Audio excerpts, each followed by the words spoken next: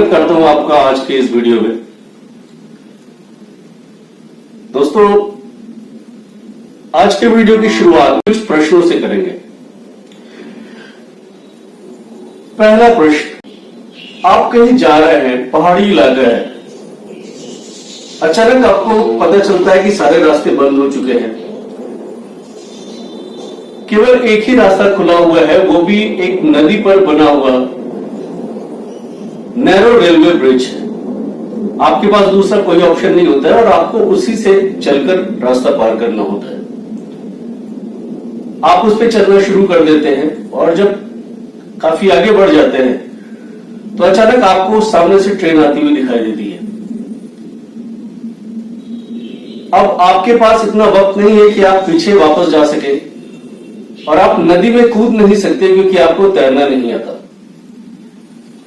तो ऐसी परिस्थिति में आप क्या करेंगे? इसी तरह का दूसरा सवाल कि अचानक आपके घर में आग लग जाती है। आपके घर में आपके अलावा बाकी 3 लोग और हैं, आपकी पत्नी, आपकी मां और आपकी बहन।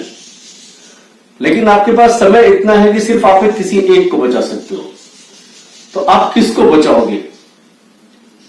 आपकी पत्नी को, आपकी मां को या आपकी बहन को? ऐसे ही कुछ और सवाल होते हैं कि सेब तो बहुतों के सर पे गिरा होगा, सिर्फ न्यूटन को ही ग्रेविटी क्यों दिखाई? या आप सड़क पर जाते होंगे, मैनुअल आपने बहुत देखे होंगे, तो कभी ध्यान दिया है कि मैनुअल के ज्यादातर ढक्कन जो होते हैं, कवर जो होते हैं, वो गोल ही क्यों होते हैं, वो चौकोर क्यों नहीं होते? दोस्तों, क्या इन सवालों का आपको सटीक आंसर पता है? क्या आपको सटीक जवाब पता है? शायद नहीं।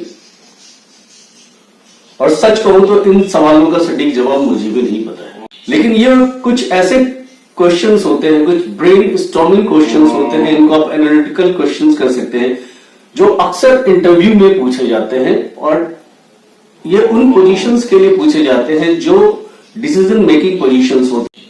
तो मैं आपसे ये डिस्कस करना चाहता हूं कि ये क्वेश्चन आखिर पूछे क्यों जाते हैं, जिनका कोई एक पर्टिकुलर आंसर नहीं होता। इंटरव्यूअर क्या चाहता है? एक हायरिंग मैनेजर इस क्वेश्चन को पूछते हुए आपसे क्या उम्मीद करता है?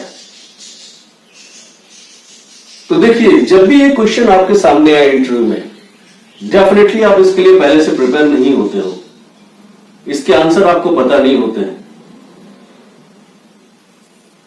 तो यहां पर इस क्वेश्चन को पूछने के पीछे जो हायरिंग मैनेजर का मेन ऑब्जेक्टिव ये होता है कि वो आपकी आउट ऑफ द बॉक्स सोचने की क्षमता को चेक करना चाहता है, आपकी कन्विक्शन लेवल को चेक करना चाहता है।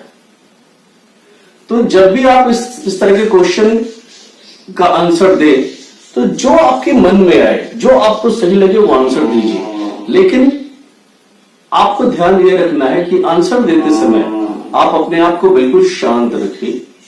आपकी बॉडी लैंग्वेज कॉन्फिडेंट होनी चाहिए और जो भी आंसर दीजिए उस पर एक कन्विक्शन के साथ स्टैंड कीजिए। चाहे वो आपको कितना भी आपका माइंड डाइवर्ट करने की कोशिश करें डिफरेंट लॉजिक के साथ, लेकिन आप अपने आंसर के साथ स्टिक रहिए। ऐसा क्यों होता है? क्योंकि कभी कभी कंपनीज में या एडमिनिस्ट्रेटिव लेवल पे कुछ ऐसी सिचुएशन आती है जहां पर हमें जो नॉर्मल नॉर्म्स है उससे अलग आउट ऑफ द बॉक्स जाके सोचना होता है।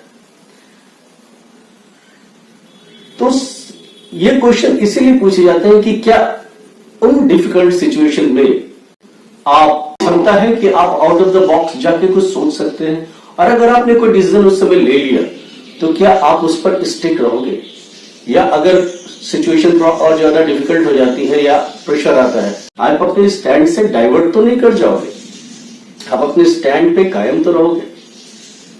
तो दोस्तों, जब भी इस तरह के क्वेश्चंस आपको इंटरव्यू में पूछे जाएं, तो आप अपने आप को शांत रखिए, अपनी बॉडी लैंग्वेज बिल्कुल कॉन्फिडेंट रखिए और आंसर आप जो भी दीजिए, जो भी आपको सही लगे दीजिए। इसमें सही या गलत कुछ भी नहीं है। ध्यान रखिए कि जो आपने आंसर दिया है आप उस पर स्टैंड रखेंगे। Thank you so much. और अगर आपको जो जिस टॉपिक पे मैं बात कर रहा हूं, अगर ये टॉपिक अच्छा लगा हो और इस तरह की और टॉपिक पे आप चाहते हो कि मैं वीडियो लेके आऊं, तो आप मुझे प्लीज कमेंट करके अपने सुझाव दीजिए। अगर आपके पास कोई और अच्छे टॉपिक हैं तो मैं कोशिश करूंगा कि उस टॉपिक पे मैं वीडियो लेके आऊं। इसके साथ ही आप वीडियो को लाइक जरूर कर दीजिए, क्योंकि उससे मुझे मोटिवेशन मिलती है। सब्सक्राइब करना बिल्कुल मत भूलिए। Thank you so much for watching this video. धन्यवाद।